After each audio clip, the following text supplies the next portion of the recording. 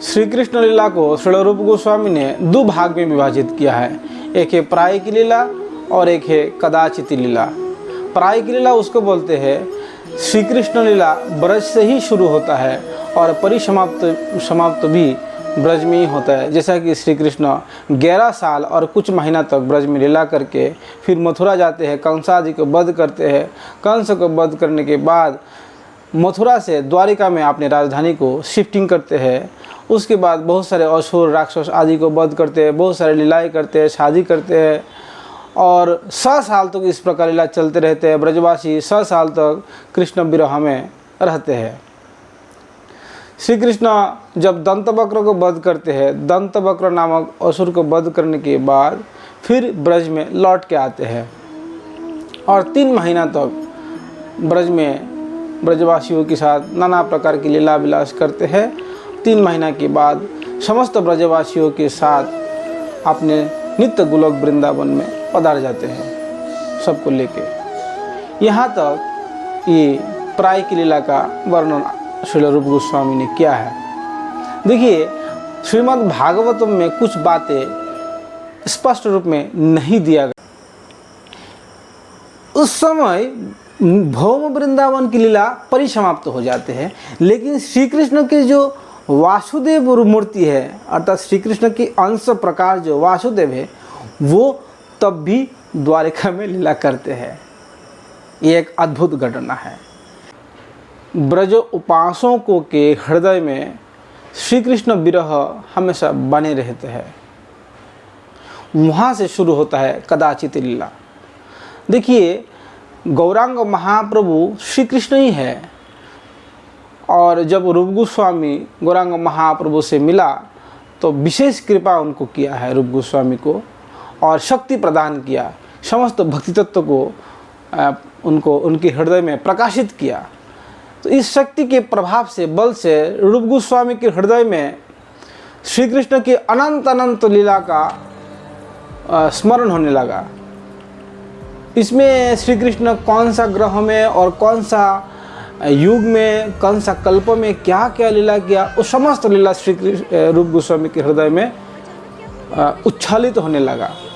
इनमें से कुछ लीला का वर्णन जो कि इस द्वापर काल में नहीं हुई है, वो श्री रूप गोस्वामी अपने ध्यान बल पे अपने हृदय में स्मरण करते हुए उस लीला को लिपिबद्ध किया, ग्रंथाकार दिया। तो उस जो लीला है, वो जो लीला है उसको कदाचित लीला बोलते हैं। कभी कभी किसी किसी ग्रह में, किसी किसी कल्प में ये सब लीला होता है, इसीलिए उनको कदाचित लीला कहते हैं। कदाचित लीला में विशेष करके इस बात का ध्यान रखा गया, श्री रूप गोस्वामी पाद ने इस बात का ध्यान रखा कि ब्रज उपासकों के हृदय पीड़ा किस प्रकार दूर किया जाए।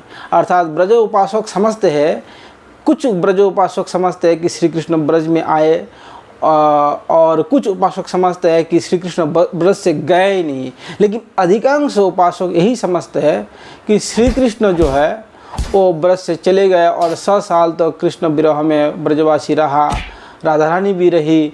तो इसीलिए वो उपासक बहुत दुखित और व्यथित रहते हैं।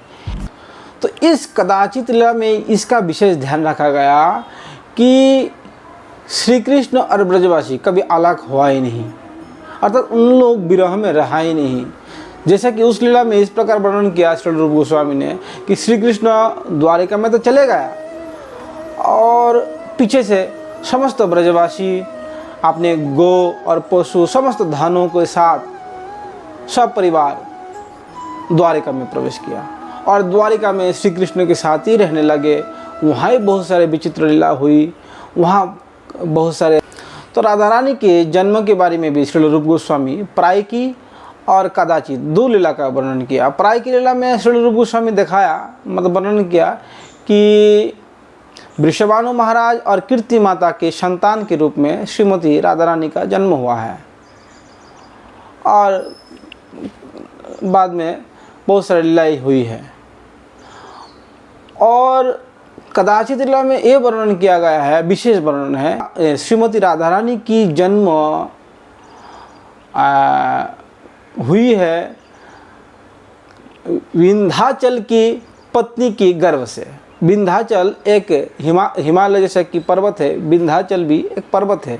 वो पर्वत राज विंध्याचल की पत्नी की गर्भ से राधा रानी की जन्म हुई है। ये किस प्रकार हुई है, तो फिर राधा रानी ब्रज में कैसे आई है, इस प्रकार के बातों का वर्णन करते हुए रूप गोस्वामी कहते हैं, देखिए श्रीमती राधा रानी माता कीर्ति के गर्भ में आ चुका था और ब्रह्मा जी के प्रार्थना से श्रीमती राधा रानी कीर्ति माया की उदर से, योग माया के बल से, श्री कृष्ण की योग माया के द्वारा कीर्ति माया की उदर से और विंध्याचल की पत्नी की उदर में चली गई।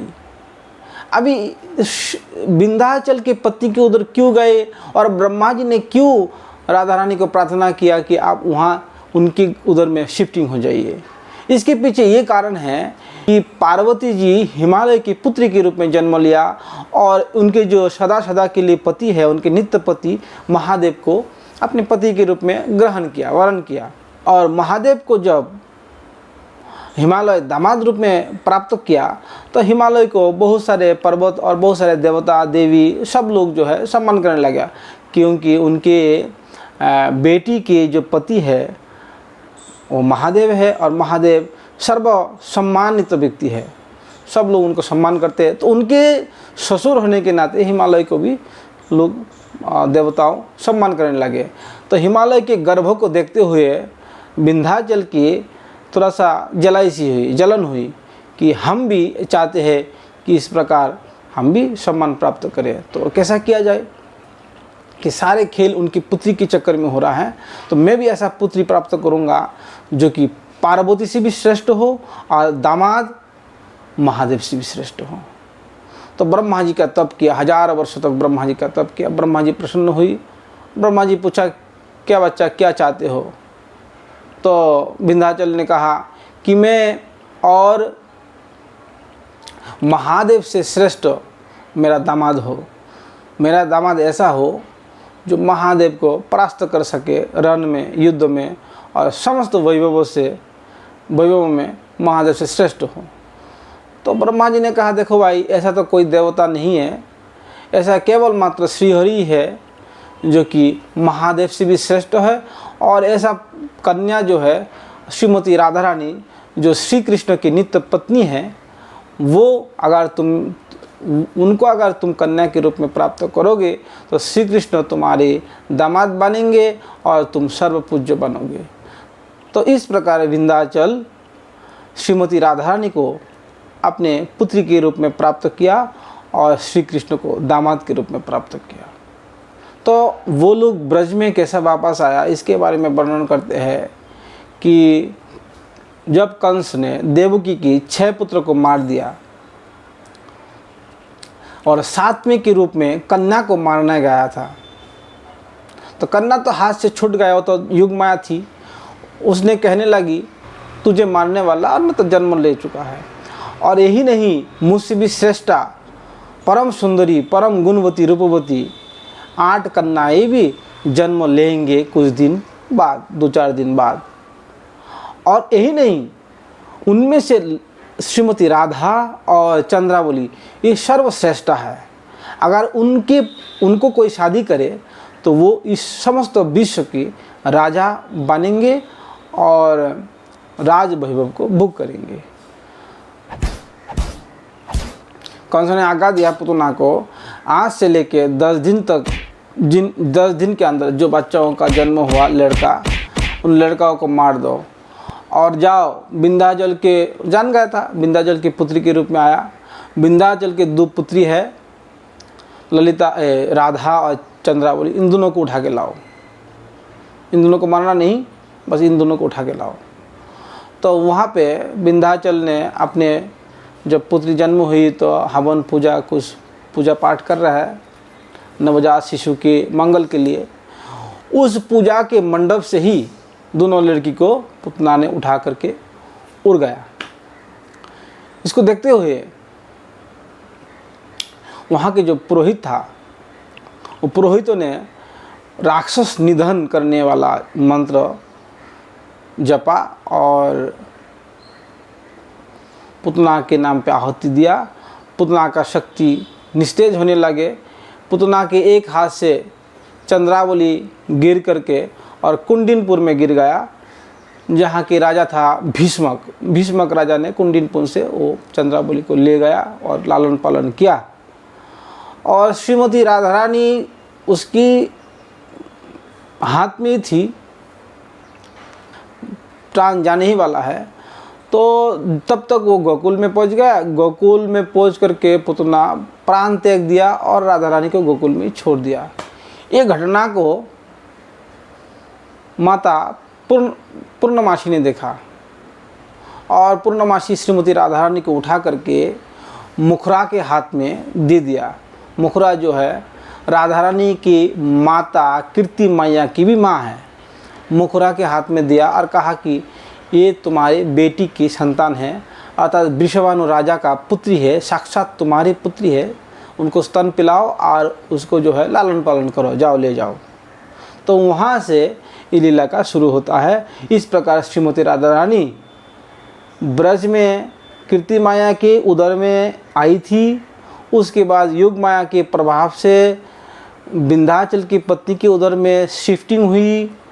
उसके बाद पुतना के द्वारा गोकुल में आई। पूर्णमासी के द्वारा मुखरा को सपा गया। मुखरा ने कीर्ति माया को प्रदान किया। इस प्रकार श्रीमती राधा रानी ब्रज में ही लालित पालित और ब्रज में सुंदर सुंदर लीलाएं की। ये दो प्रकार की लीला श्रील रूप गोस्वामी ने वर्णन किया है। और आगे का बात जो श्रीमती राधा रानी की सौंदर्य और माधुर्य, उनके आभूषण, उनके सखिया, उनके दासिया, इन सब के वर्णन हम दूसरा एपिसोड में करेंगे।